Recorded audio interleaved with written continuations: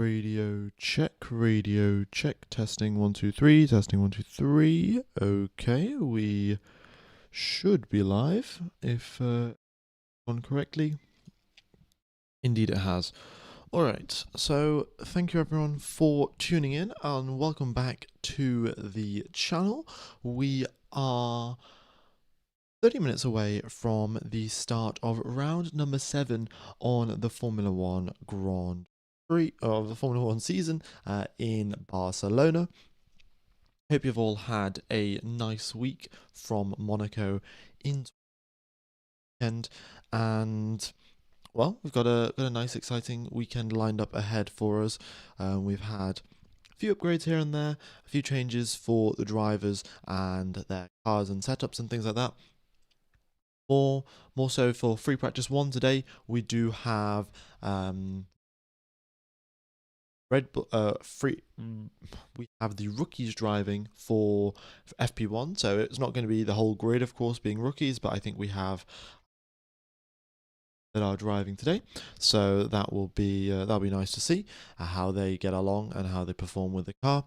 And yeah, really, your standard FP1 session. We, of course, haven't had pre-season testing here in Barcelona, so there is a lot to learn for the drivers and for the teams about this circuit. And yeah, should be good.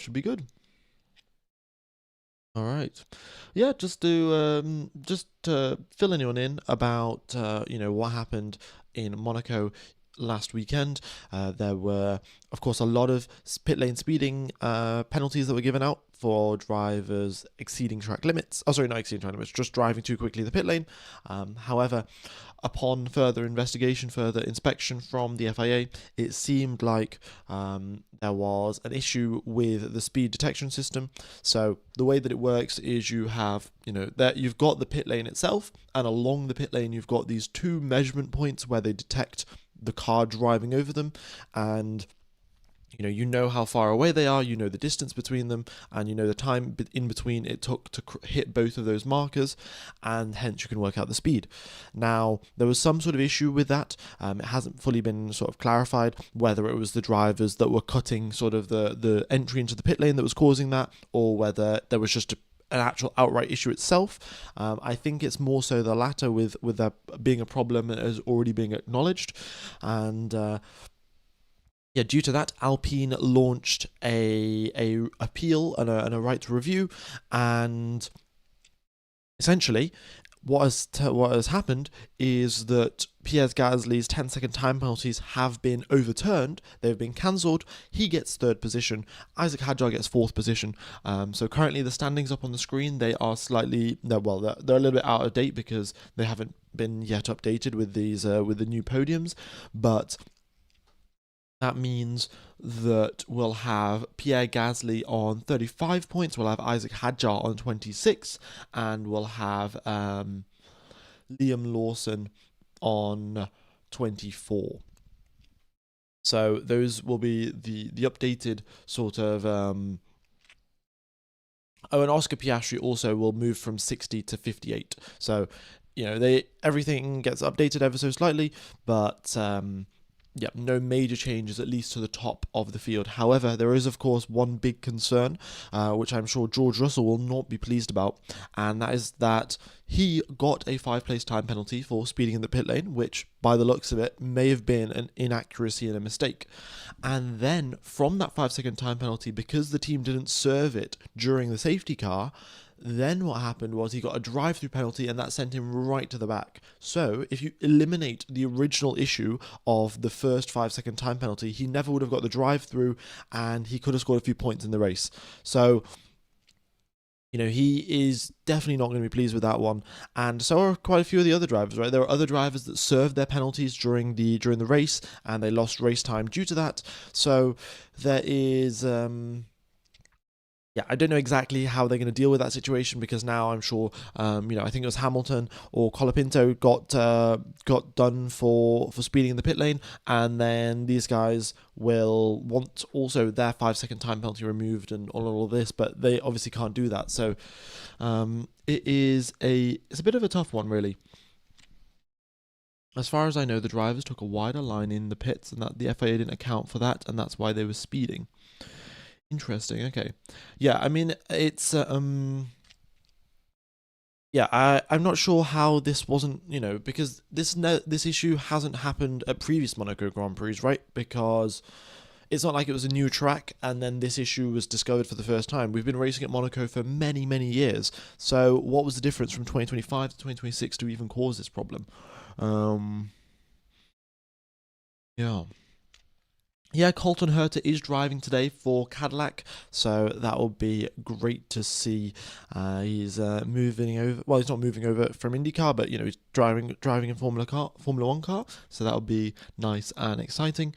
Overspeeding by 0.1 kilometers per hour. Yeah, it was really really close in terms of the pit lane speeding, but the team had numbers and data to back it up that they were at their RPM target, they were below their speed threshold. They were also they purposely told the driver to drive slowly. So I think Gasly probably did 55 kilometers per hour through the pit lane rather than 60 and still got the penalty. So of course had a lot of that in their favour, and that will put themselves up into the that helps them out in the championship and things like that.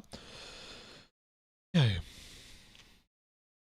Is the Gasly thing official? Result has not changed on the Formula One site. It is official. It is official. It has, it's come out in a breaking news story. It takes them a little bit of time to update the standings. Even the standings up on my screen right now are out of date. So, yeah, I'm sure they'll get updated by the end of today's session or tomorrow.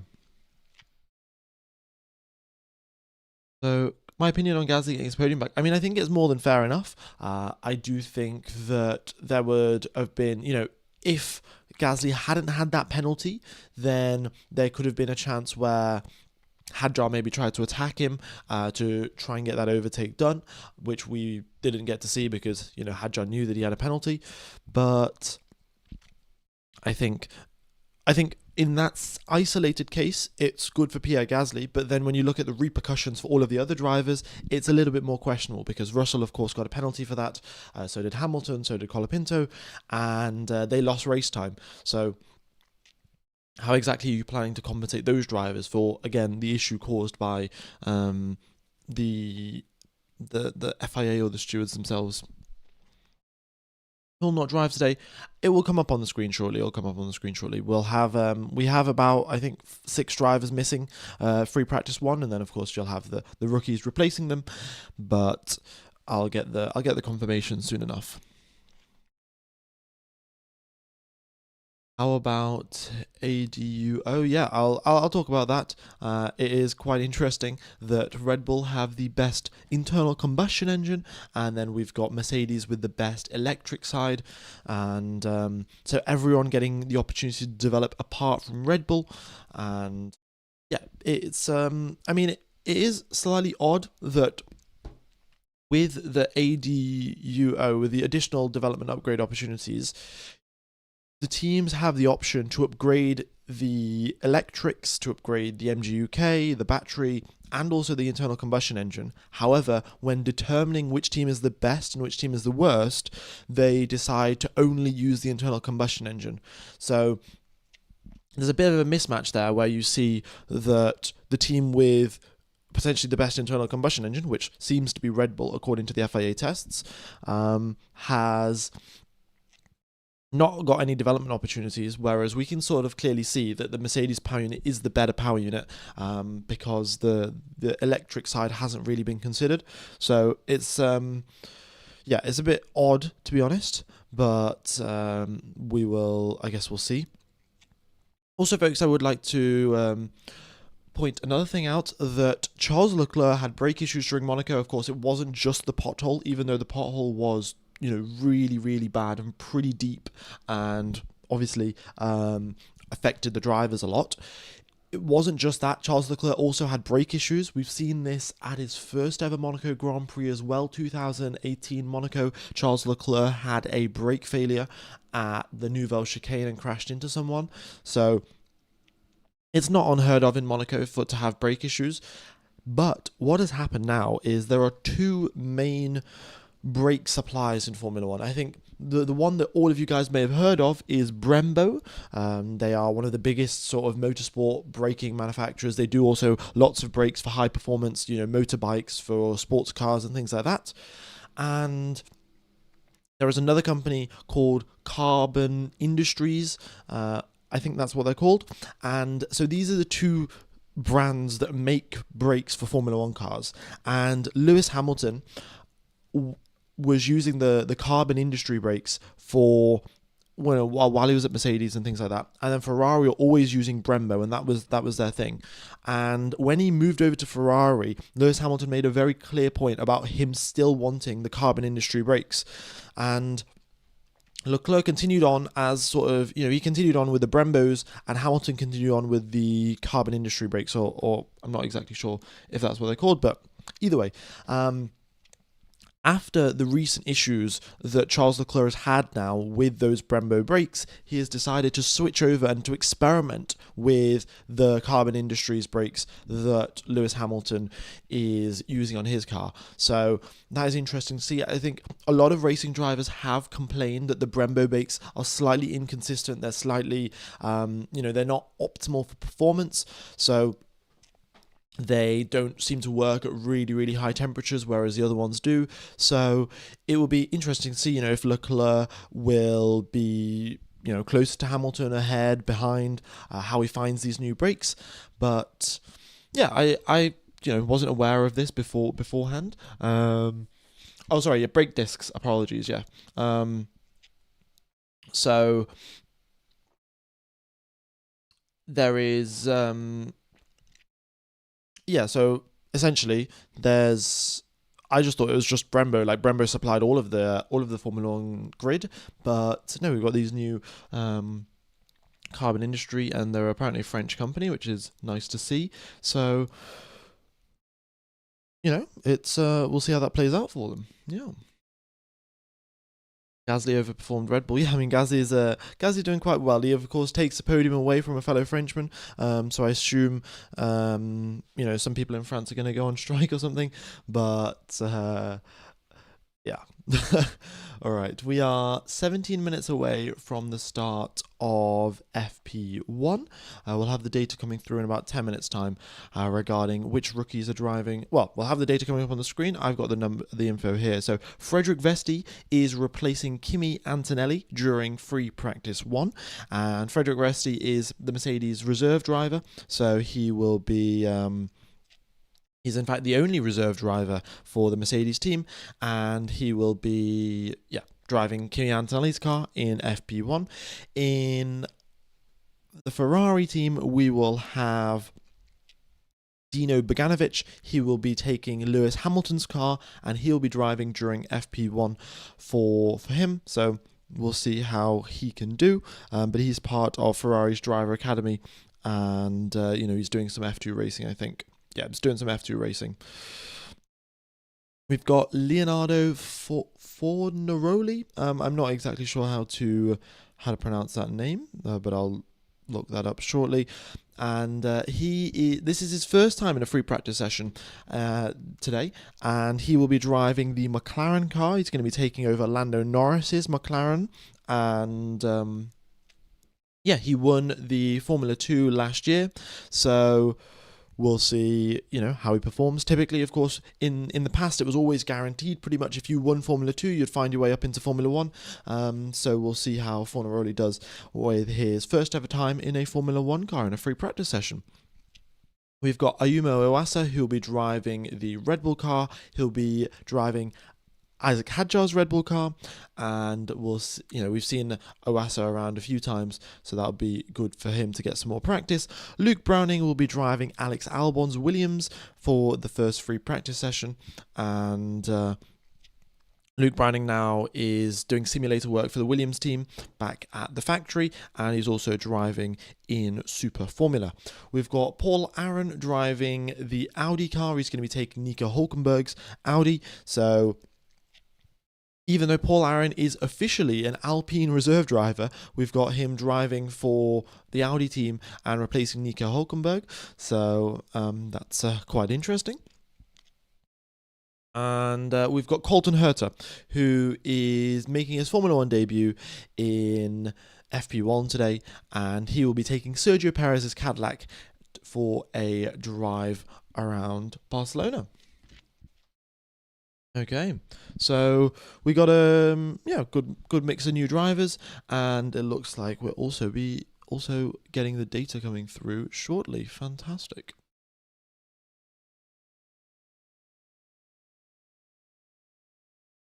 That Camara, I have not seen that. I think also replacing Ocon is a little bit premature because, Ocon's a pretty solid driver.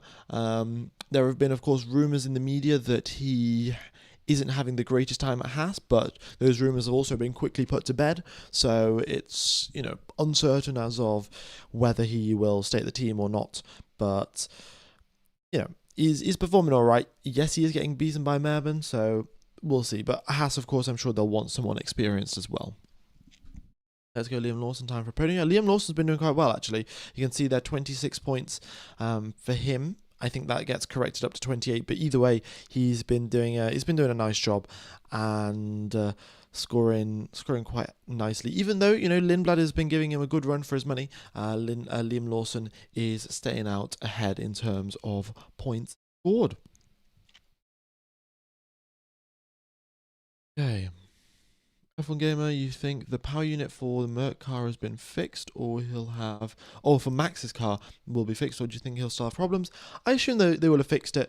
If they can't find a fix, they will replace, of course, the power unit for the free practice sessions, and they can use an old one. So they'll have those things sorted out. The teams are pretty good at diagnosing these sort of problems, given that it is their job, and they'll have as many people as they need, working as many hours as they need to get it sorted at the end of the day. So I think that will be, I think they'll have that sorted. No, these standings haven't been updated since the Gasly podium, so I'll get rid of them off the screen, in fact, soon enough. Give me a sec.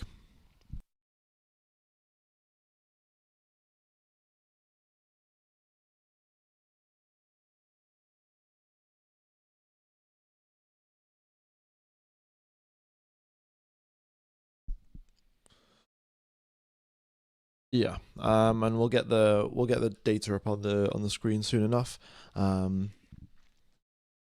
Should be fine, really. Yeah, I hope the colours come through, but we've definitely seen this in the past. I don't know if it was Barcelona specifically, but we have seen in the past where the colours don't come through for the first 10 minutes or so. Is the track temperature correct? Yes, it is. 48 degrees Celsius track temperature, so nice and toasty out in Barcelona. And, that will be interesting for the tyres, of course. Barcelona's quite the heavy circuit on your front left tyre. In fact, I will take you through a flying lap of the track just to give you a bit of a explanation as to why the front left is so much an issue. But yeah, this is your final corner here. You come in here flat out to start your flying lap. Your front left tyre again will be loaded because you've got a long right-hander, and common theme of Barcelona, really, long right-handers. So you make your way down the start-finish straight. We will have straight mode activated down this start-finish straight, and as you can see, in fact, on the track map, we've got 4 sections of the circuit with straight mode. So you've got down the main straight, in between turns number 3 and 4, and then in between turns number 5 and 6, and then also down the back straight as well. In fact, I should add the track, what's it called? Corner numbers onto the track. Go. So we've got quite a bit of straight mode to use this weekend, so that'll be interesting to see how that affects the lap times. Maybe we will be going quicker than last year's pole time, but last year's pole time were 1 minute 11.546. So you make your way in towards turn number 1 here, and you've got a right then a left. You want to go all the way out to the right hand side, and then just let your car drift out wide. You don't really gain that much by sticking to the inside here. At this point, you brake under the bridge here, under the Pirelli markers. That's when you get onto the brakes. Again, let it drift out wide all the way. And this is the other thing, got no margin for error at this point. There is literally just grass there on the exit. So if you get on the power too early, as I've done here, your front left tyre is the fully loaded tyre. That's the one where you need the grip, and that gets put out onto the grass, and you've got very, very big problems. So then you go downhill braking for turn number 5 there, which again, you need a bit of a good exit because you are flat out in towards 6, and you carry that speed through turn number 7 and 8. And then, a little lift. We'll see how they do in this year's cars. Will they lift? Will they go flat through that corner? But I suspect it'll be flat. And then you're braking in towards turn number 10, where you go round the sort of the long way of the circuit through 11 and 12. Quite the tricky set of corners, to be fair. And then around the outside line, basically. You skip the chicane. Of course, you used to drive through the chicane, but you just drive around the outside. And that is a lap of Spain, folks. So it's quite the interesting circuit. And the big thing is you've got a lot of right-hand corners that are extremely long, extremely high speed, resulting in a lot of front left tyre wear. Okay. Gasly's penalty is overturned. That is correct, folks. Gasly's penalty has been overturned. So it is P3 for Pierre Gasly, P4 for Isaac Hadjar, and the rest of the drivers also getting dropped down a few positions. This pit lane speed limit in Barcelona, I suspect, will be 80 kilometers per hour, and they will double check their systems. They don't want those mistakes happening again.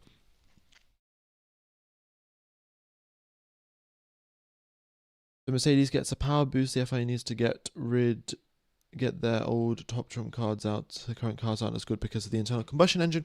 Yeah, so this is the thing with the ADUO. They allow the teams to improve both the internal combustion engine and the electric motor, but they only look at the performance of the internal combustion side of things. So it's and especially with a 50-50 split, right? If the power split was, say, 80-20 or 90-10, then I could understand how, you could just look at the internal combustion engine and call it a day. The final 5% doesn't matter so much. But with a 50-50, 55-45 split that we've got right now in Formula One, it is, frankly, just a total miscalculation from them. Russell will explode. Yeah. Russell. I'm sure he's not going to be happy. I'm sure a lot of the drivers aren't really going to be happy with the way that they handle this sort of stuff. Outstanding levels of incompetence, to be honest.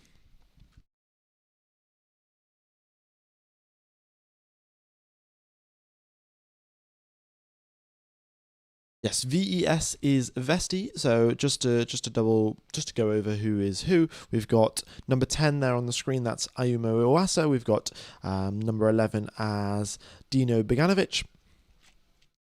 Number 14, Luke Browning. Number 17, that is Fornaroli, and then we've got Frederick Vesti, number 18, and we've got Paul Aaron as number 22, and also where is Colton Herter? Colton Herter is there in 7th position as well. Whoever's driving the Aston Martin, good luck. Yeah, good luck. I mean, it's, of course, Fernando Alonso's home race, right?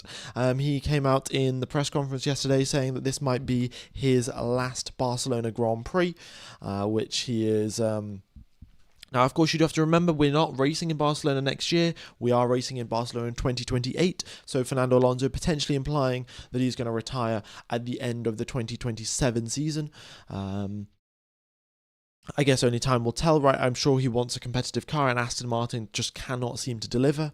So that is going to be a bit of a tough one for Alonso if he wants to. Of course, he was hoping that Adrian Newey was gonna come in and make the Aston Martin just an incredible car, but that's not turned out to be the case.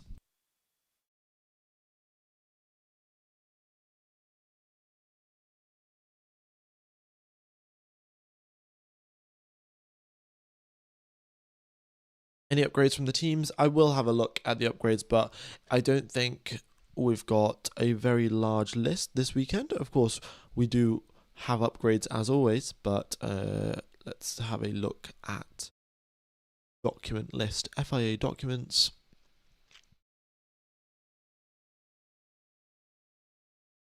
Yeah, some few tweaks. Okay, I'll quickly go through them on the screen before we get underway for FP1. Okay, quickly just going through the upgrades. We have got just a little change to their front wing end plate for McLaren, so just a small little tweak there. For the Mercedes team, they've got a slightly tweaked rear wing.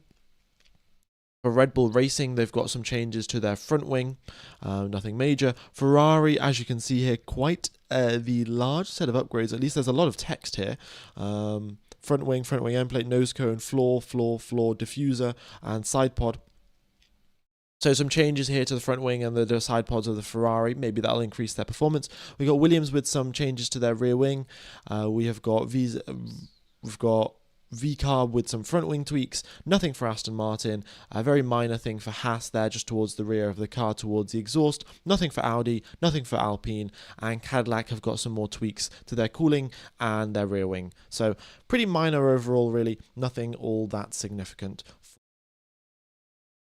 this weekend in terms of the upgrade packages. All right, we're about 3 minutes away from the start of FP1, and as you can see here, we've got some team radios coming through saying that the drivers can go through to the end of the pit lane. There you see Franco Colapinto coming through, and it looks like, yeah, we have got some issues going on with the data right now. We've got Ollie Behrman going to the end of the pit lane, and then Formanelli also. But yes, I will endeavour to get these, hopefully get them fixed, but at the end of the day, I don't really have that much control over them. The map should be working today, however, the colours are not working, so it's been a tricky few days, clearly, for the FIA to get things to be done. The speed's not visible. I acknowledge that the speed will just move off the screen soon enough once all the sector times come through. It's just more so for my sake, so I can see it on my own screen, rather than it actually being on the broadcast. Right, what are my predictions for quali? Well, it looks like it will just be another Mercedes fest, really. They are, qualify first and second position, then go in towards turn number 4, crash like you did 10 years ago with Nico Rosberg and Lewis Hamilton, and then Max Verstappen wins the race. That's what's going to happen, clearly.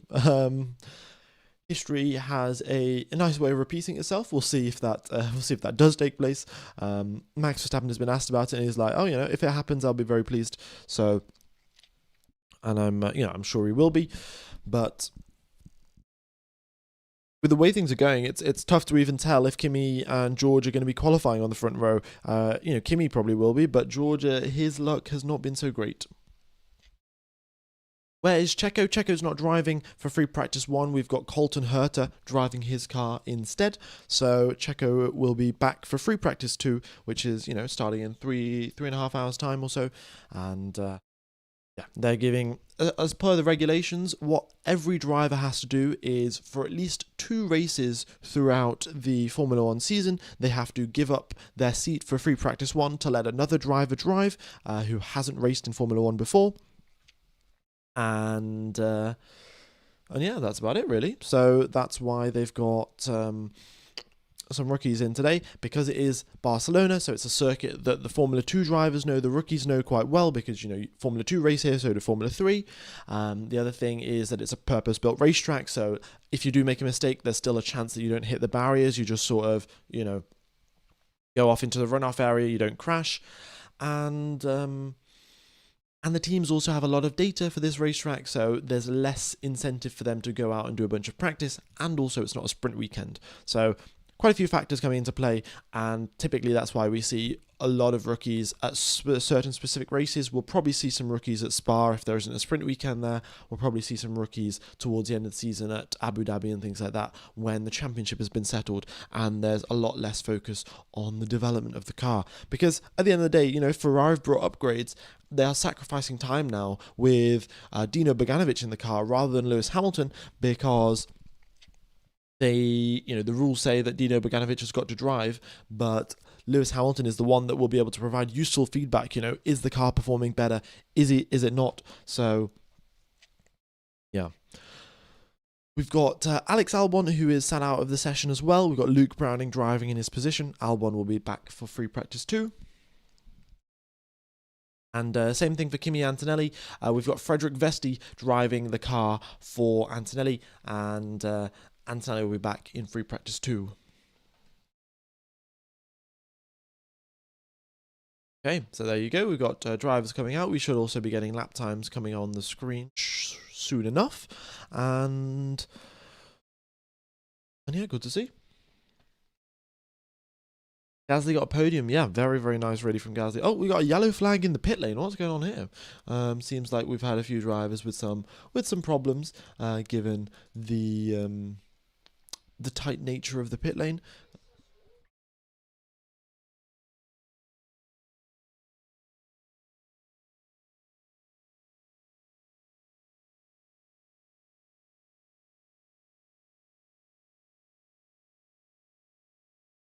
Jokes. But yeah, look at this. A lot of drivers coming out now, clearly having some issues with the tyre information as well. Oh, we've got the Williams of Luke Browning. Is it Luke Browning? Oh no, that's Carlos Sainz. Williams of Carlos Sainz has stopped in the middle of the pit lane. There's a yellow flag because Carlos Sainz has got a problem. Home Grand Prix for Carlos Sainz, and unfortunately, that is starting off in a bad way for him. Really, yeah, suboptimal.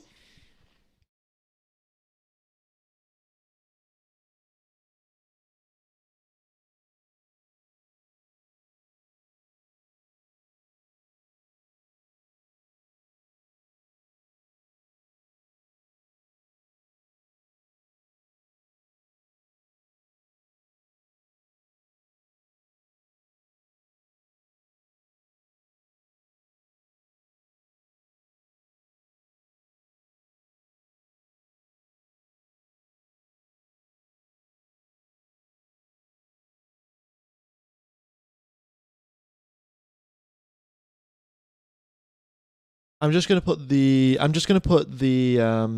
drivers who are not driving for free practice 1 up on the screen, and I'm also just gonna put a little message up on the screen saying that the colours are broken because, well, it's pretty evident, but I have no control over it. The F1 TV system is not cooperating today, so. Yeah, we've actually no. It's we've got all of the drivers are actually driving the VCARB car, as you can clearly see. VCARB is the color that we normally have for white, or white is normally the color we have for VCARB. So yeah, we've actually got 22 cars of Racing Bulls driving, and they're going to win the Constructors' Championship. They're going to score all of the points. But no, Colton Herta's driving around in that Cadillac. Is having a nice time, I'm sure he is, and is making his way around the final few corners now.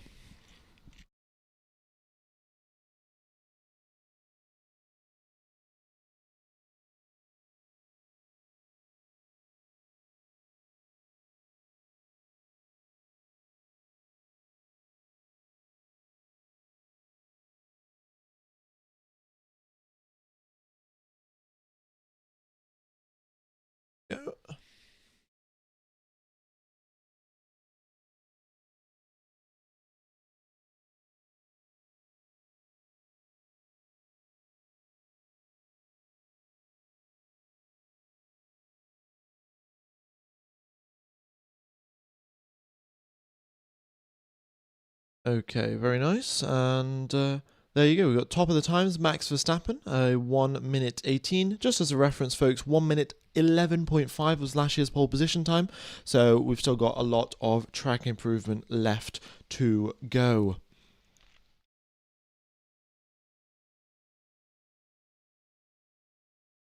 But we have got a mix of tyres here, some soft tyres, some hard tyres, some medium tyres, and the track conditions up at 47 degrees Celsius. The soft tyres aren't going to last all that long. But we have got issues down at the Williams garage. Luke Browning and Carlos Sainz, neither of them have come out onto the circuit. Carlos Sainz was about to, and there was an issue with his car, and I suspect they're going to double check that issue for Luke Browning to see if, they're going to double check the issue for Luke Browning and make sure that he doesn't have the same problem, and then they will hopefully get themselves out onto the circuit. Oh, I forgot Norris. Oh, apologies. Yeah, I was thinking I forgot someone, but thanks Roman Grosjean in the chat.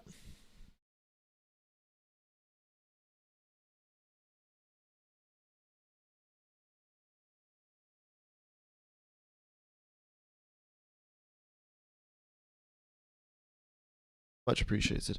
All right, we also got 400 likes. Thanks everyone for hitting the like button. Much appreciated that with that one, and hopefully we can make our way towards, I don't know, 2,000 likes. Why not?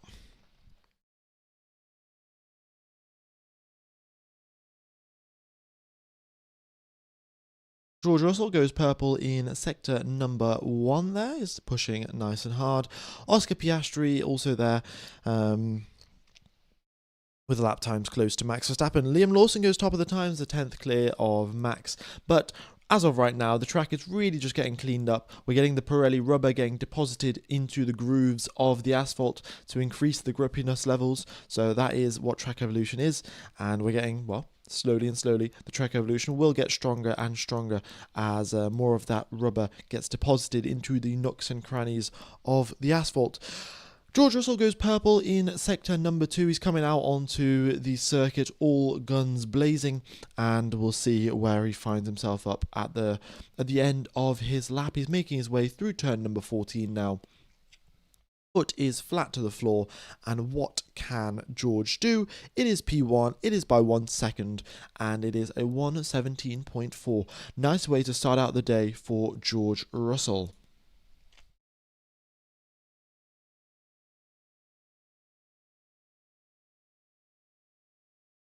Okay.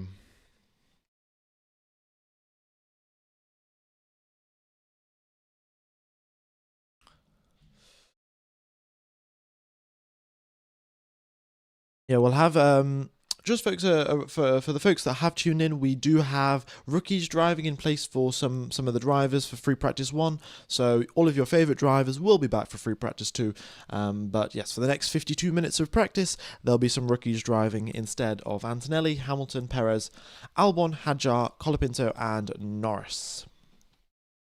Gasly is P3. Gasly got P3 in Monaco. The penalty was overturned, and P3 to Gasly, P4 to Isaac Hadjar. So he'll be, of course, not too pleased with the situation, losing his podium in Monaco, but such is racing, and Gasly shouldn't have got that penalty in the first place. So.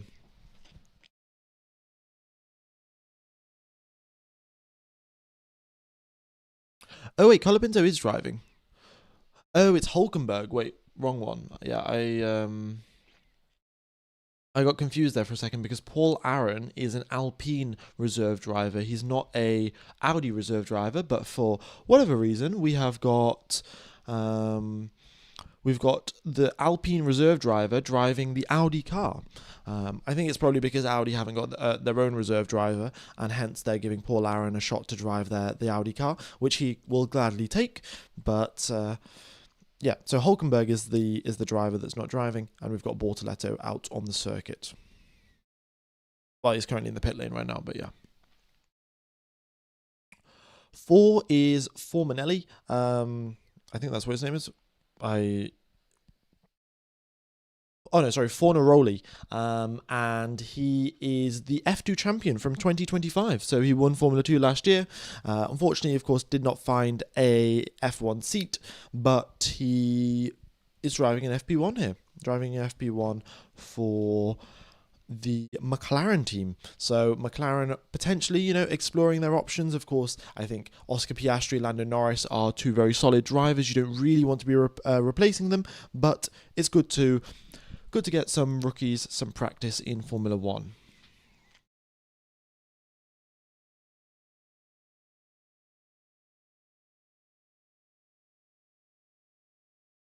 Folks, the colors. Typically, I don't really have an accurate timeline for you guys. Like, the last time I remember this happened, the issue was resolved within 20 minutes of the start of the session. So within, the following 10 minutes, hopefully, it should get done. But it's an ongoing issue that we've had previously in free practice 1 sessions. It's not been, it's normally never really had it in FP2 or anything like that. So, fortunately, FP1, sometimes we just get these problems.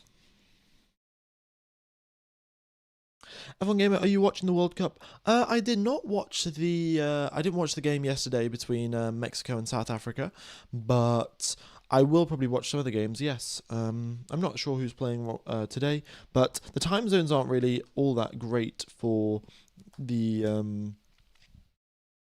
Some of them here in the UK, some of them, at 2 a.m. and things like that. But be interesting. Maybe watch Canada versus Bosnia today. Bosnian, yeah.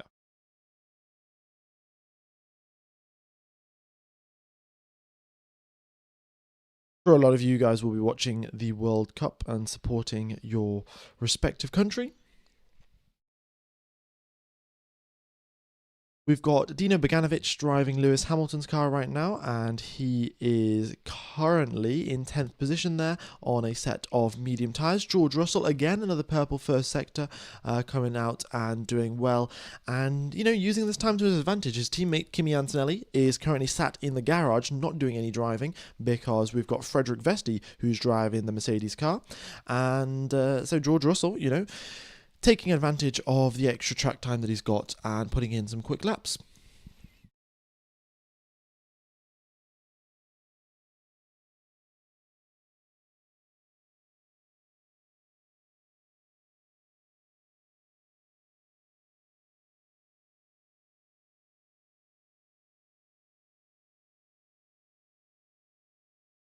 Wait, is this the first time 2 F2 champions have been in the same team? Because Oscar and Leo are in the same team. That might be the case, actually. I'm not sure. I don't, to be honest, keep that much of a track of Formula 2 champions. But I did know that, of course, Russell had his, Russell won it, right, in 2018? Was it Russell that came second? I can't remember now. Oh no, it was Norris that won, I think. Beg is Dino Beganovic for. Bro is Luke Browning. And there's definitely got to be some better way of putting all this information up on the screen. But I guess I'll sort it out later.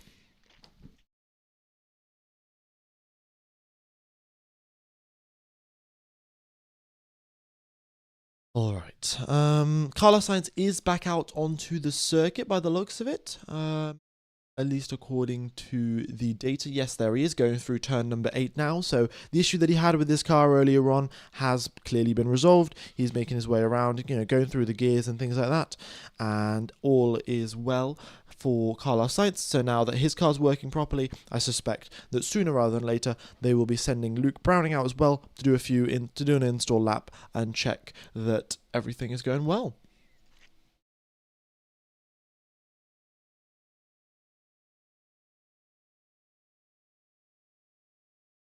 First place in the global league of F1 Fantasy in the chat. Look. Oh, well, thank you very much, Monaco GP on YouTube. That's good to see that you're first in the world. That's must be nice. We got some radio mix-ups here for Gabriel Bortoletto. I think the engineer was thinking that he was talking to someone else, but they've got essentially a screen. They've got their headset on, and then they can press a button to talk to someone on the someone across the team, and you press the wrong button, you talk to the wrong person. So yeah, the engineer just getting used to getting back in the groove of Formula One after only really a 4-day break.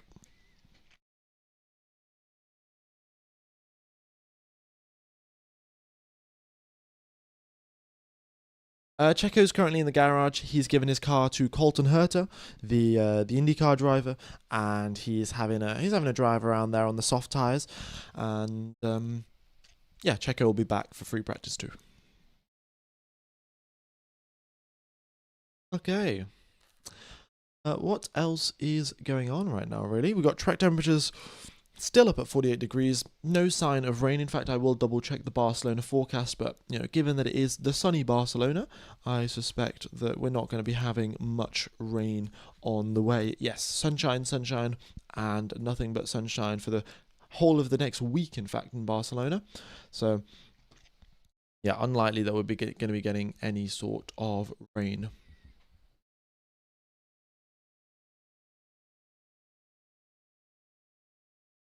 Jokes.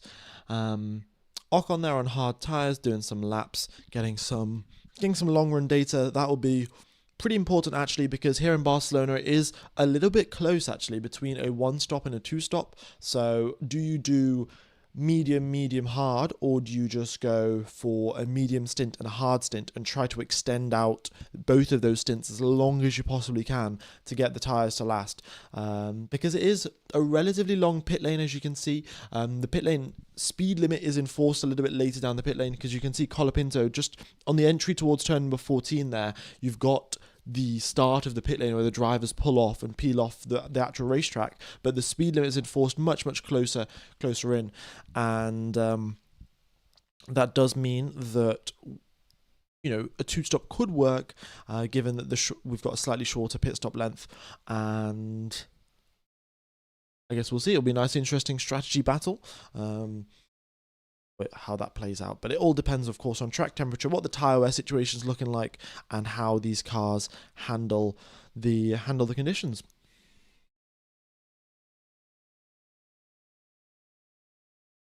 All right, we've got 5,200 people watching the stream. Thanks everyone for tuning in. If you are enjoying, be sure to hit the like button, would be much appreciated. Wind speed is looking at 8 kilometers per hour, nothing too significant really for the drivers to be dealing with. A bit of a headwind into a few of these corners, but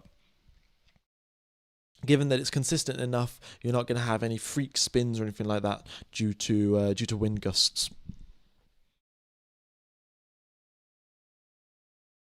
Okay. Verstappen says, I don't know what to make of it. He says, like, one corner I've understeered, then oversteer. I have everything. It's just horrendous. So good start really to the weekend there for Max Verstappen. He's currently in 6th position there, complaining about understeer and oversteer at the same time. So looks like there's a lot of setup changes to be made for the Red Bull team. But yeah, we'll see how the car evolves as the practice session goes on and on.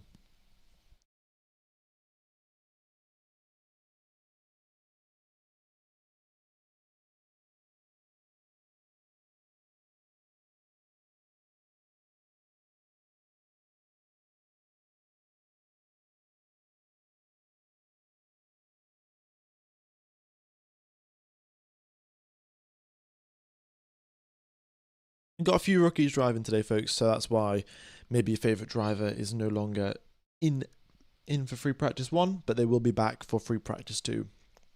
Just as an example, Kimi Antonelli not driving as of right now. We do have Frederick Vesti driving the Mercedes car in his place, but come 3 hours and 11 minutes, the start of FP2, Antonelli will be back in the car.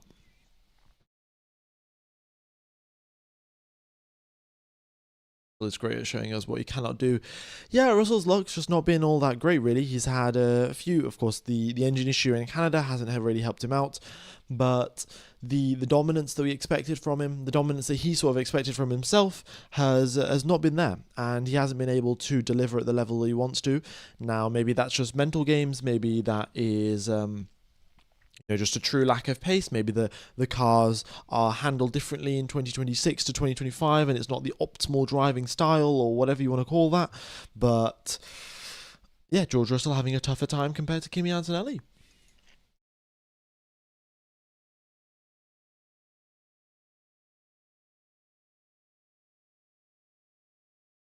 Folks.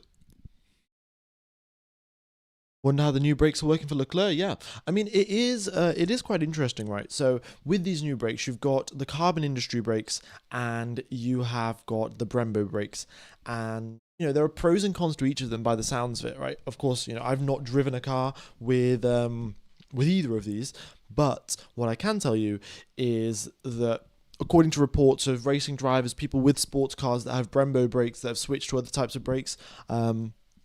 Apparently, the carbon industry brakes give you a lot more accurate brake feel, so you can get a much closer of an idea of, am I on the limit of this braking performance? They also work slightly better in hotter conditions. And when I say hotter conditions, I mean, 1,500 degrees Celsius plus. They have slightly better braking performance than the Brembos do.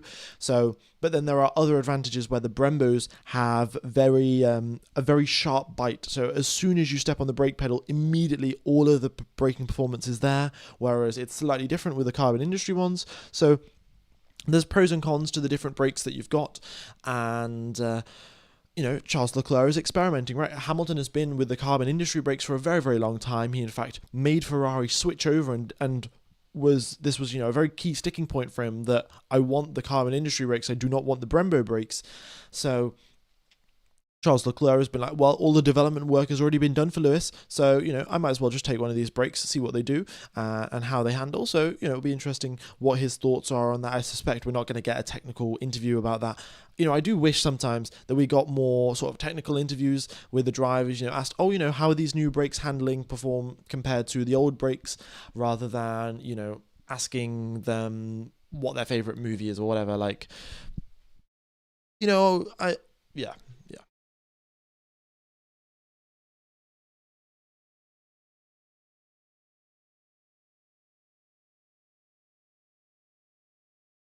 F1 gamer, am I colorblind? What is this? No, the F1 TVs having some issues with their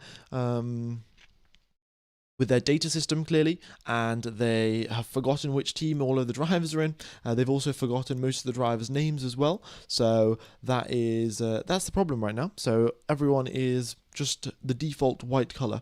The same issue is present also on the mobile app. So it's not just my phone either. It's not just the data itself, but if you see here, all of the drivers are also they just all come up as black, because that is the default saved color. Is it broadcast anywhere? Oh yeah, I totally forgot to mention. Folks, if you do want to watch the coverage, then you can use Proton VPN, connect to an Austrian VPN server and Google ORF Formula 1, and you can watch the coverage. That's how I'm watching it right now. You can see all the cars going out on the track, and, only costs you $1. So not bad, not bad.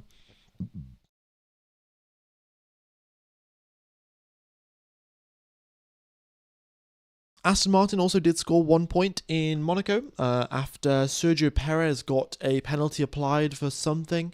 Aston Martin got a point for 10th position. That was Fernando Alonso that got it, of course. So 1 point to Fernando Alonso, 1 point to Aston Martin, and 0 points for Cadillac as of this far in the season.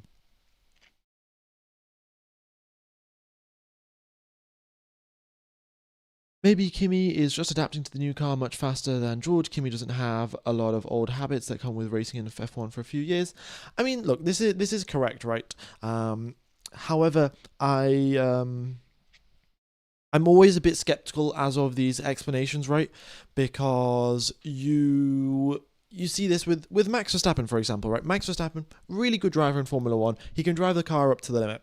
But then you get into a GT3 car, and Max Verstappen can then get into a GT3 car, totally different style of driving, totally different, tires that you've got, totally different brakes that you've got, totally, the cars are so much heavier, you've got aero level differences and all of that, and still he can get into a GT3 car and still perform and still drive well, and it's not a driving style issue.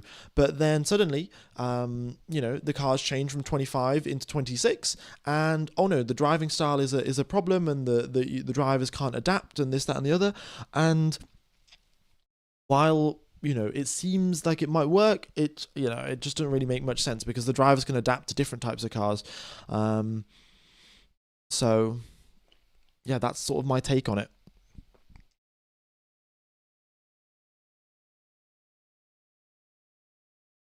How is Vesti outpacing Russell? Vesti is in 12th position. Russell's in first, so I don't think he's outpacing him. In fact, Vesti comes across the line, 7th position for him, not bad. He is out on a set of soft tyres, 1 minute 18 for him. But I think Mercedes learned their lesson. They're not sending a rookie out with soft tyres and a full power mode at the start of FP1. They're giving them a bit of time to get used to the circuit. So hopefully Frederick Vesti keeps the car in one piece.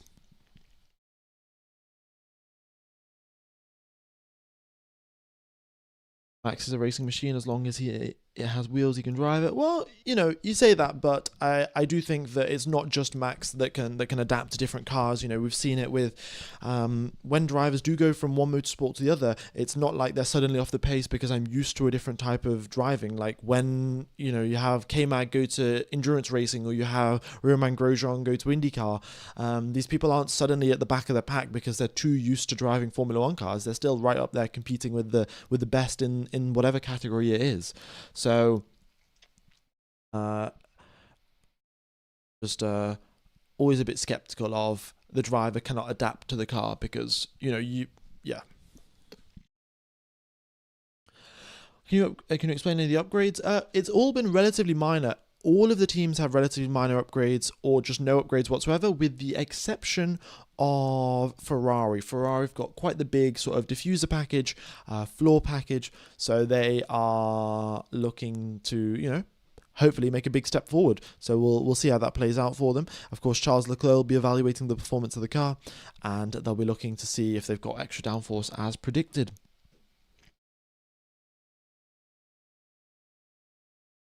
What are the blue lines mean in the sectors? The blue lines mean the drivers have driven into the pit lane. So you'll notice that here Carlos Sainz has just come out of the pits, so he's got blue coming out of the pits. So you've got these drivers that are currently in the pit lane, so you've got blue at the end of sector number 3.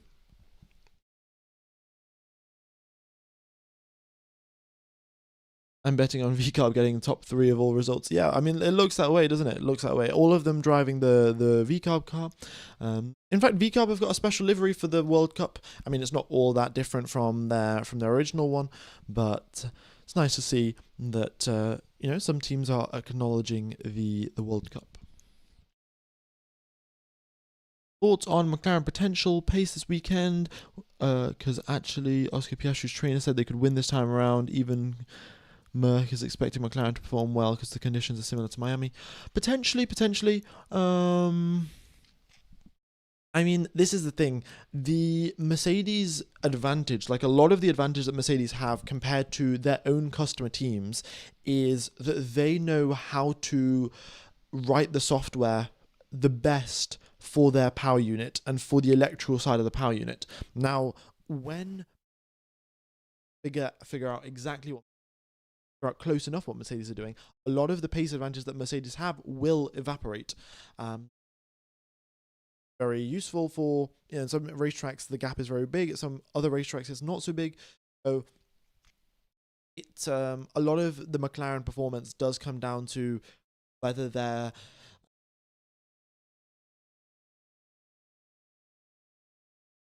or sort of aero development is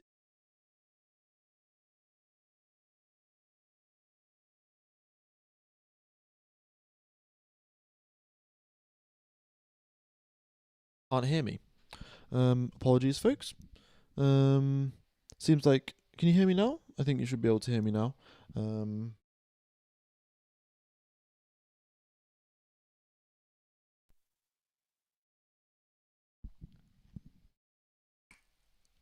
Okay, you can hear me now. Okay, maybe I don't know what happened actually, to be fair. Maybe I just held the off button by accident, because I've got this, I'm sure you can see it over here. I've got this switch, so if I push it down, then it'll turn off my mic. So maybe I just pressed that by accident.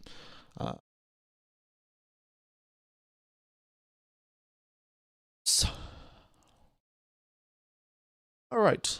Some more soft tyre runners coming out there. We've got Lindblad and Verstappen coming out on softs, so that'll be good to see.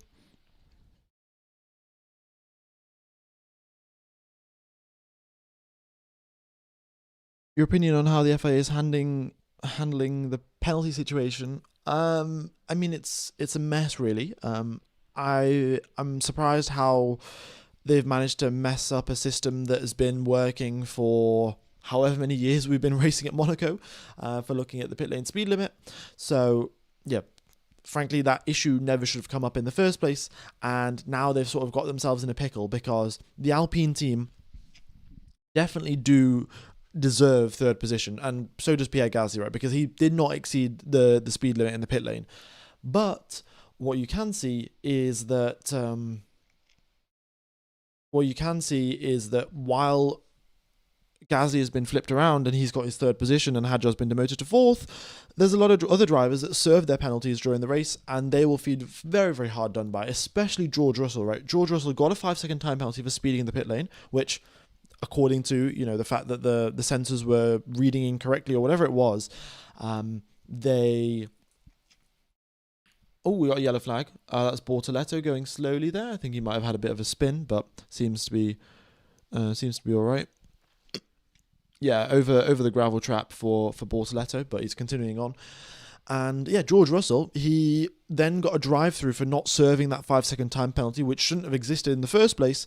And he's going to be, more frustrated about that because he could have scored a few points at least, right? Kept that championship gap down a little bit more than it currently is. So, yeah, it's not ideal really, but I'm not exactly sure what they could do, at least in this situation, because I'm more surprised for Ocon not getting a penalty. Yeah. VES is Frederick Vesti. He's the reserve driver for Mercedes. He's just driving for FP1 today. What do I think about Colton Herta? Well, he's doing all right. I mean, he's in 19th position, but at the end of the day, he's driving a Cadillac, right? He was never going to be at the top of the pack, so he's done some good laps. So he's doing a nice job, really. I mean, I don't know if he's still in the ideal position to replace Valtteri Bottas, but I think Bottas will continue on at the Cadillac team. I don't know who came up with those rumours, but they're clearly very, very bored and have got nothing better to be doing. Just watching the replay here for Bortoleto, he locked his rears up as he was turning in towards turn number 7, and that resulted in him going off into the grass. So, yeah, losing the rear so much, the car is very unstable. So I don't know if that was the losing the rear with the brakes and locking them up, or just losing the rear on turn-in. But either way, not enough rear downforce by the looks of it for Bortoleto, and him struggling with some issues there.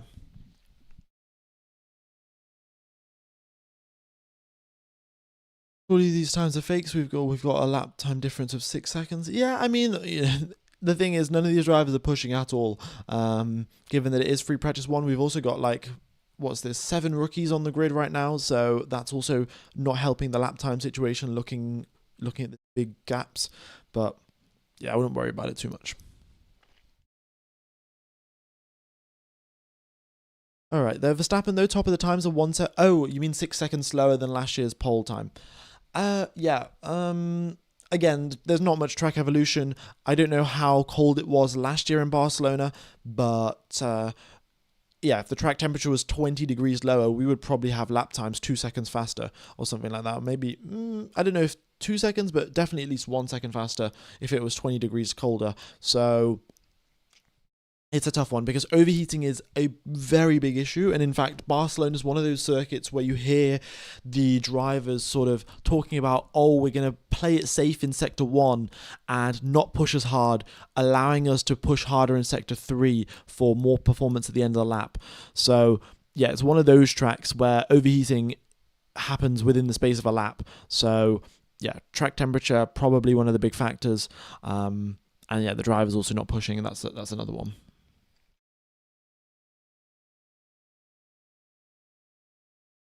AD additional development and upgrade opportunity rankings. Well, according to the rankings and looking at the internal combustion engine only, so not looking at the electric side of things, which is, in my opinion, stupid because, we've got nearly 50% of the horsepower coming from the internal combustion engine and 50 coming from the electric motor, which means that, you should probably look at both of them rather than just half of it. Either way, in terms of the internal combustion engine, it looks like Red Bull are the strongest in that department. You've got Mercedes, second strongest, and then all of the other teams are more than 4% away from the Red Bull in terms of the internal combustion engine. So that is Ferrari, that is Aston Martin, and Audi as well. So yeah, some improvements left to go for the other teams, but frankly, it's just a bit of a flawed metric and a flawed measurement because you aren't considering the entire engine as a whole. You're only considering half of it.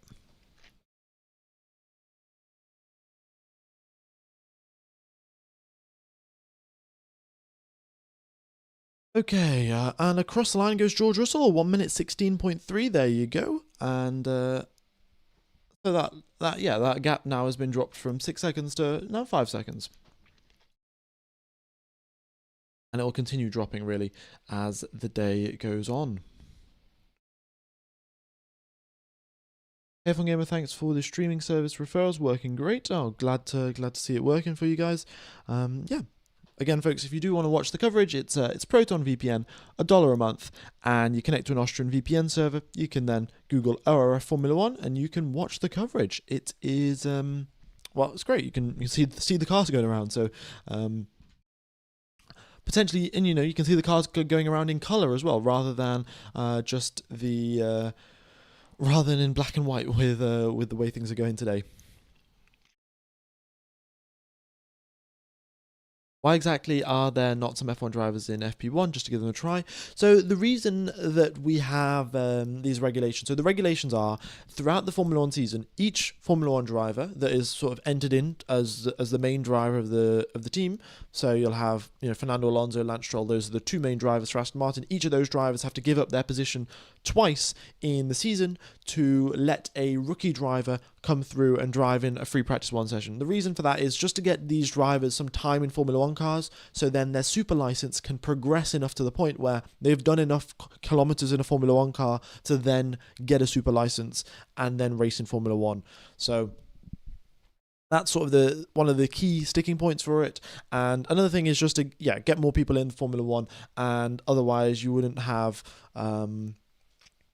you'd see a lot of you wouldn't see the drivers stepping up properly from Formula 2 to Formula 1 because they would just have no experience in Formula 1 whatsoever. So it's just a restriction placed in by the regulations, and the teams have to adhere to it.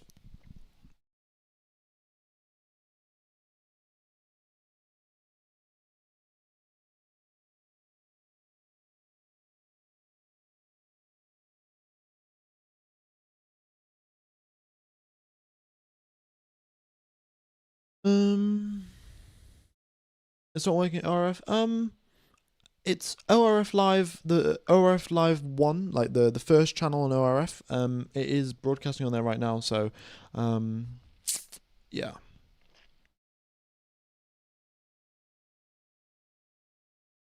Why are the colours all white?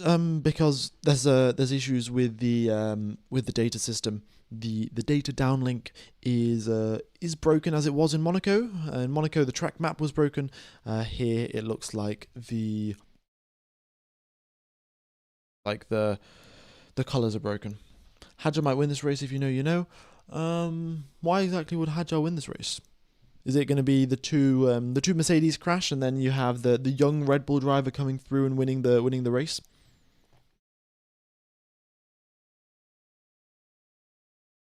F1 Gamer, if you had to build a 2027 F1 car, what things would you change from the current car? Well, they've changed some things already, haven't they? They have made some tweaks to the regulations, so we're shifting more and more towards an internal combustion engine driven car. We're going to have some more horsepower as well. I think in 2028 we're going to have 1,100 horsepower rather than just the 1,000.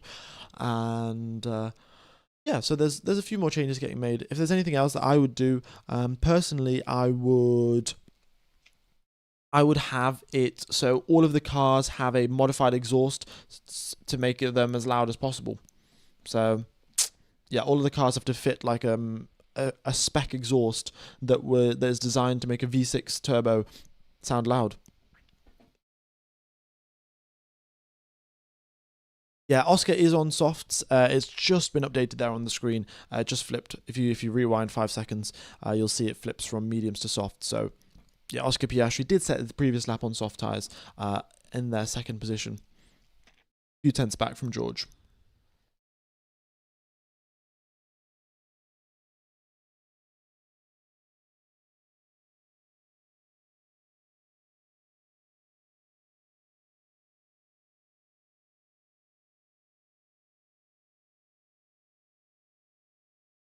Wait, were the straight mode zones different in preseason testing? Well, we didn't do preseason testing here in Barcelona, did we? We did preseason testing. Oh, I guess we did. The first private test that was in preseason testing. However, the cars will have changed so much since then. It will have been a bit irrelevant. And in preseason testing, actually, you don't have straight mode zones. You can just use wherever you want. So there was definitely a case where I think it was 2021 preseason testing they did in Bahrain, and one of the drivers used DRS for literally every single straight on the lap during preseason testing to then go top of the times and to set some blisteringly quick lap time that of course would never have been possible in reality because you don't get DRS on every single straight in Bahrain, but because it's preseason testing, not every single Formula 1 regulation applies, and you can use DRS or straight mode wherever you want.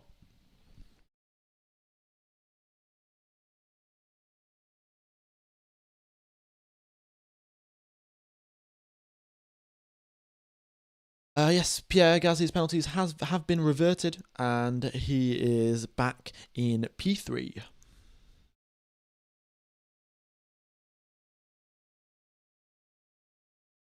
Alonso got 10th position in Monaco, so he's also got a podium. Oh, sorry, not a podium. He's also got some points.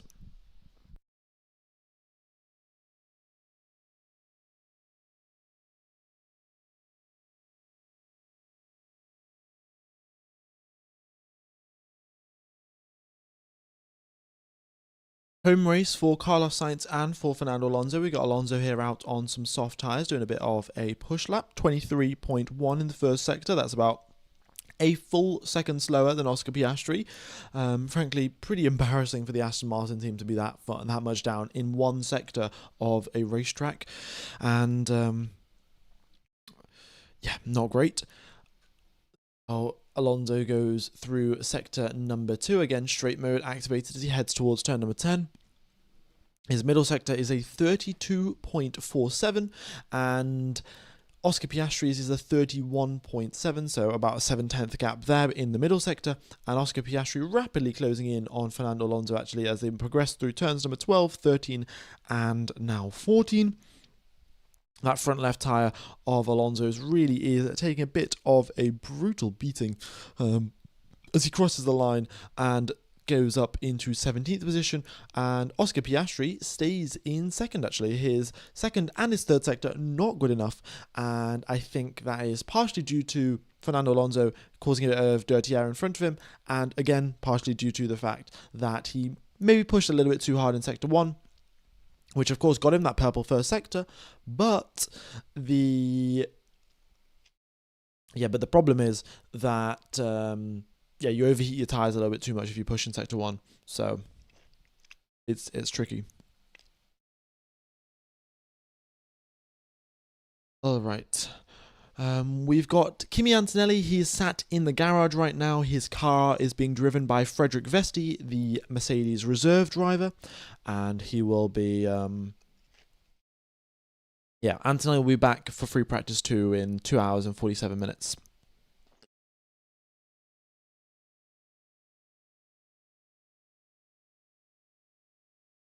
A lot of concerned Kimi Antonelli fans, and to be fair, I would be as well. I would be concerned if I didn't know what was going on. Like half the drivers have just disappeared off the track. What's going on? Have they all been stuck in an Italian jail for tax evasion? Either way, George Russell top of the times there in the Mercedes car. Okay. Bortoletto across the line, 8th position, not too bad for Bortoletto there. And we got some replays here of Colton Herta driving that Cadillac, going pretty aggressively actually, but managing to stay within the white line. So nice job there by Herta. Frederick Vesti is afraid to crash the car. I'm sure he is. I mean, all of these rookies will be afraid to crash their car. It's just it looks bad on them. It doesn't help the team out, and it reduces their chance of getting to Formula 1, which is, of course, all of their aims. So, yeah, they will be very, very cautious and try not to crash the car. Again, also the teams also will know this. They will also set up the engine modes, set up the ECU maps and things like that to make the cars much more drivable if they have such options to do so. They have if they've invested the time and the resources, because at the end of the day, in Formula One, you do have thousands of engineers, you do have lots of money to throw around, but there are infinite number of things to do, and especially when you're looking at the peak of motorsport, there are so many different things that you can consider. You have to allocate your time wisely. So is it worth getting 2 powertrain engineers to spend, I don't know, like a week or something like that to develop some really easy to drive engine modes for the rookies to use to make sure that they don't crash? Or is that extra week not worth it and you get the powertrain engineers to do something else?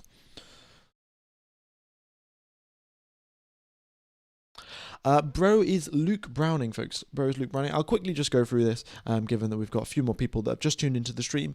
So we have, from the top in terms of rookies, we have in 5th position, we have Paul Aaron there. He is driving Nico Hulkenberg's Audi, and he's there in 5th position.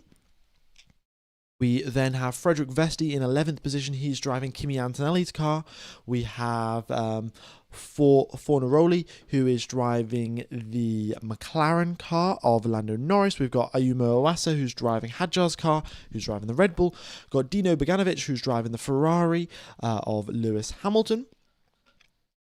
We have Colton Herta, who's driving the Cadillac of Sergio Perez, and we've got Luke Browning, who hasn't done a lap yet. It seems like he's got issues with his car, who would have been driving Alex Albon's car, but yeah, as of right now, no laps completed. 15 minutes left of the session.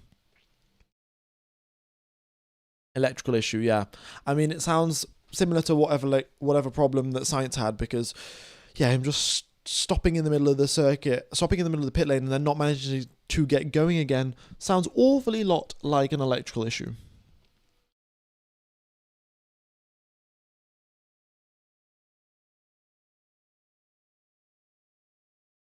What happens to the team colours? Hopefully they'll be back by free practice too, really. They, for whatever reason, are not working today. Yeah. Do I watch JoJo's? No, I have no idea what JoJo's is, to be honest. Paul Aaron seems pretty quick. Yeah, indeed so. I mean, he is the Alpine reserve driver. He's driving the Audi car and managing to go ahead of Gabriel Bortoleto. So, huge props to him. He's on the soft tyres. We'll see what Bortoleto can do when he comes out on a fresh set of softs. And, yeah, will be good to see, really. Good to see. Kimi is busy finding his towel. He'll join back in FP2, yeah. Alright. Ferrari in the hands of Dino Beganovic looks a little bit like a boat, not going to lie. Huge amounts of understeer.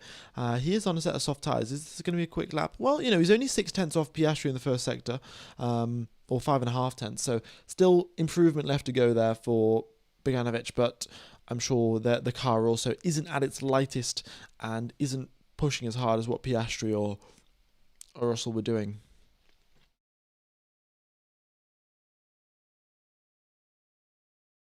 That is so much better here during the school hours without all of the school kids here. Fair enough. Yeah.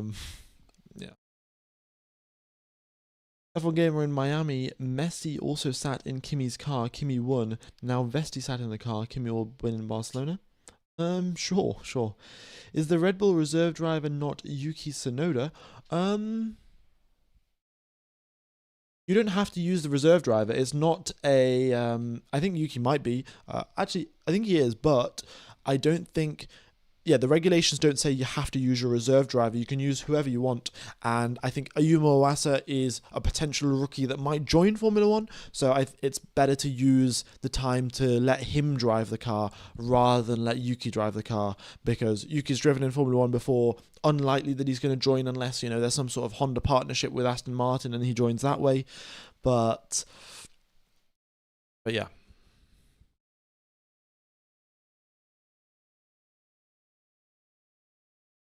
F1 Gamer, it seems like the issue in the Middle East has cooled down. Will they continue the races then?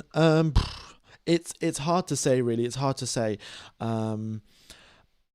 I don't think it has really cooled down that much either. I mean, I haven't been fully up to date with the weather, with not the weather, but just the situation. Um, but also, it's a long, long time away till our next race in the Middle East, which will be, when is that? That is Qatar, round 21, right at the end of November. That's the next race in the Middle East as far as the calendar is concerned. So, yeah, I hope for everyone's sake involved, by November it's done.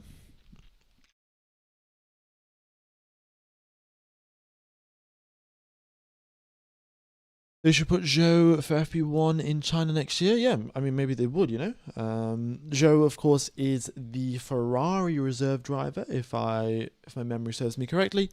So yeah, maybe they will.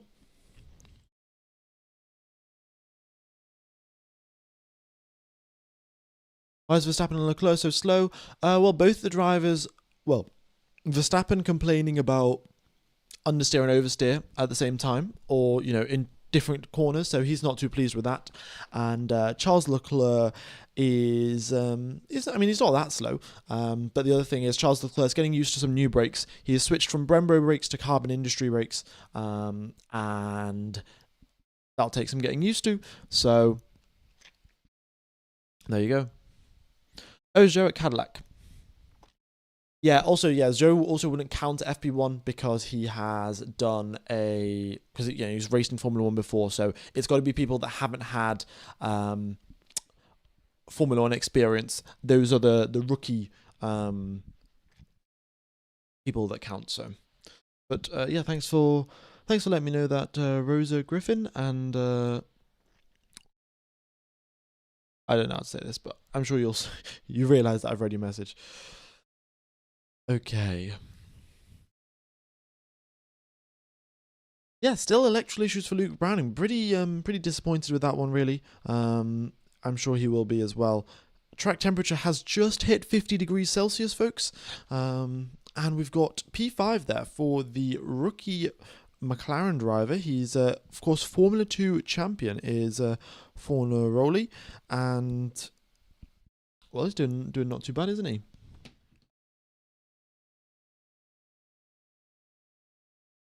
Ball guy is Leonardo Fornaroli. Yeah, if I'm saying that correctly. Yeah, Fornaroli. Leonardo Fornaroli, Formula 2 champion from last year, up in P5 in the McLaren car. About, 6/10 back from Oscar Piastri. So, good signs there, good signs. Max still lifting and coasting a lot. I'll have a look at the data at the end of today, and we'll see how that changes. But there will be setup changes that happen between now and FP2. So I think FP2 will be the most representative one. We'll also see a lot of race pace simulations going on during FP2, so that'll be useful to look up.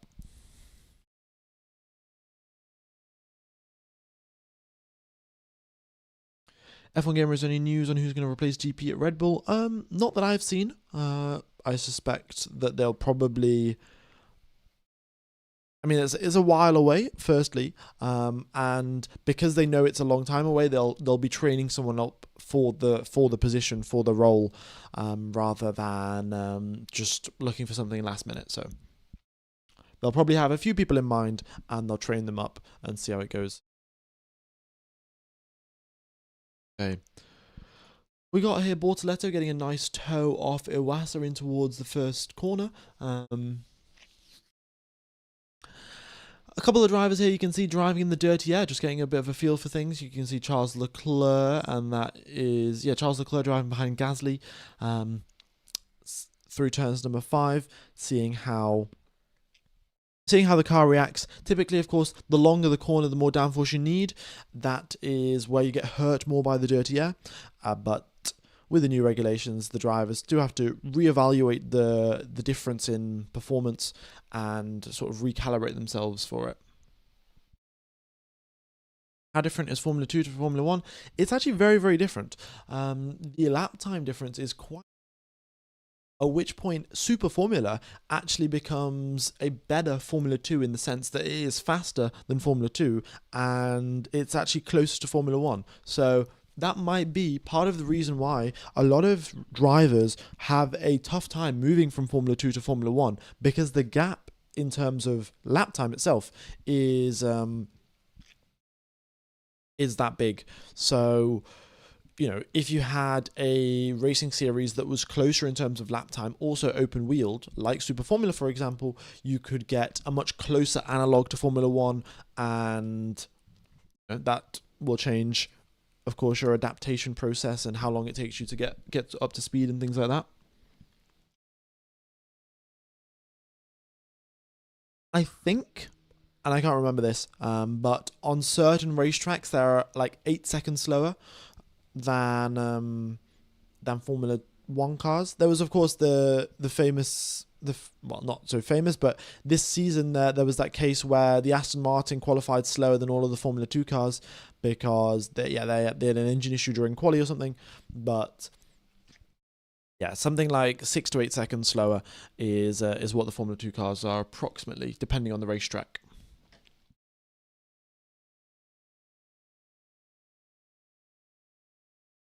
Dino Beganovic, currently in 8th position. He's driving the Ferrari for Lewis Hamilton, folks. And no need to spam your message in the chat about 4 times. You'll get your answer. We've got a lot of helpful people in the chat today that are answering everyone's questions, so much appreciated. Okie dokes, 4 minutes remain on the clock. A lot of soft tyre running here, actually, which is a bit of a surprise, but the teams do want to get a feel for what these tyre wear conditions are like, right? Because if they do want to use the soft tyres in a two-stop strategy, because it might be the way forward. If you do medium, soft, so you use your 2 medium tyres to go the majority of the race, and then the final, 5 to 10 laps or so, go out on the soft tyres, really try to make some overtakes happen. That could be a good idea. So it is, teams exploring their options here, because tyre wear and tyre strategy will be a significant factor at the Spanish Grand Prix.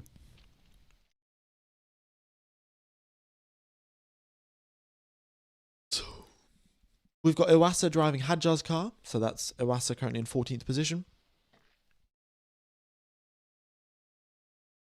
Still got Stroll in the pit lane. That is 21 laps completed for Stroll, which is around about similar to a lot of other people, so I wouldn't worry too much about that. And the same thing can be said there for Gasly, who's currently in the pit lane. 23 laps for him. 25 for Vesti. So it's just Luke Browning actually that's had a bad FP1 session, no driving whatsoever for him, and we've had Iwasa and Fornaroli with 18 laps each.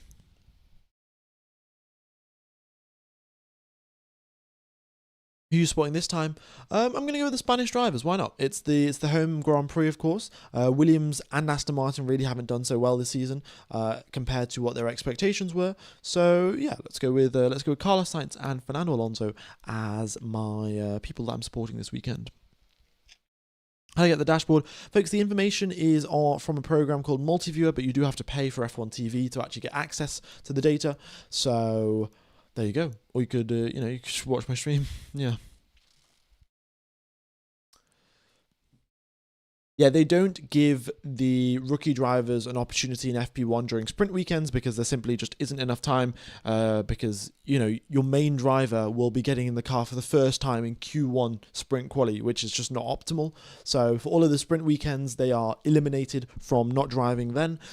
You also probably are not going to give your a rookie driver the chance to drive around Monaco or Baku or Singapore, because the chances are that they're going to crash there quite likely because it's a street circuit. So you want a purpose-built racetrack. You also don't want a sprint weekend.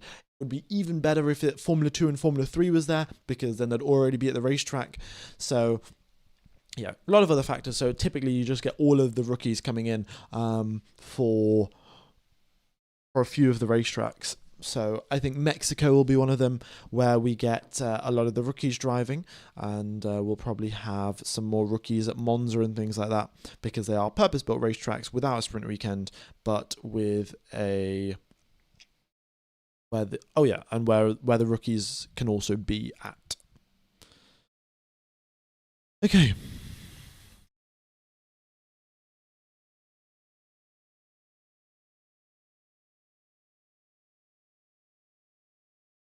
There's no practical way to unravel the Russell result. There's no avenue to challenge the penalty for not serving the penalty correctly. Yeah, it is. It's just unfortunate there for Russell because he didn't serve a penalty which he shouldn't have got initially in the first place. But of course, he did have. He did not serve the penalty that he was. He still broke the regulations by not serving the penalty when he should have. So it's just an all-around mess with the pit lane speed limit situation in Monaco, but it is what it is at the end of the day. These things happen in motor racing, and especially when the FIA is in charge. Alright folks, 15 seconds remain on the clock really at the end here of FP1. We've currently got George Russell P1, we've got Oscar Piastri P2, Charles Leclerc P3, Max Verstappen P4, Leonardo Fornaroli P5 in the McLaren. We've got Paul Aron in the Audi of Nico Hulkenberg. Well, he's driving Nico Hulkenberg's Audi and he's in 6th position. Liam Lawson in 7th, Dino Bogdanovic in 8th, Arvin Lindblad in 9th, Franco Colapinto 10th, Behrman in 11th, Bortoletto 12th, Sainz 13th, Iwasa 14th, Frederick Vesey 15th, Ocon 16th, Gasly 17th, Bottas 18th, Alonso 19th, Stroll 20th, Colton Herta 21st, and Luke Browning 22nd. So that has been our free practice 1 session, folks. Unfortunately, no laps completed there for Luke Browning because of an electrical issue, and that has been that, really. That has been that. Is Max struggling for any particular reason? Well, he's struggling with the understeer and the oversteer of the car. So that's been the main one, really. But he'll get the setup sorted, as the Red Bull team always do. So that's been the end of FP1, folks. It's been a pleasure commentating to you guys. Be sure to hit the like button. Be sure to subscribe. I shall be streaming FP2 in 2 hours time. The free practice 2 session starts in 2 hours 30 minutes. I'll start half an hour early, give you a bit of a rundown of what happened in FP1 and things like that, and there'll be some more Formula 1 yip yap, but that's all from me, really, folks. So all of the drivers now, they'll just be making their way back onto the starting grid, doing some launches off the grid starts, and then they'll find themselves back into the pit lane. We also do have Le Mans next, starting tomorrow. Yeah, Le Mans starting tomorrow, which will be nice. 24 hours of Le Mans, that'll be great. But that is all from me, folks. So hopefully the data will have resolved itself by the end of by the start of FP2. That'll be great. But yeah, that's all from me. So what I'll do now, I'll end the stream. I'll take you over to the FP2 stream. So if you can hit the like button on the FP2 stream, that would be incredible. And hopefully I shall see you there in about 2 hours' time. Yeah. So thanks for tuning in, and see you later, folks. Bye bye. Bye bye.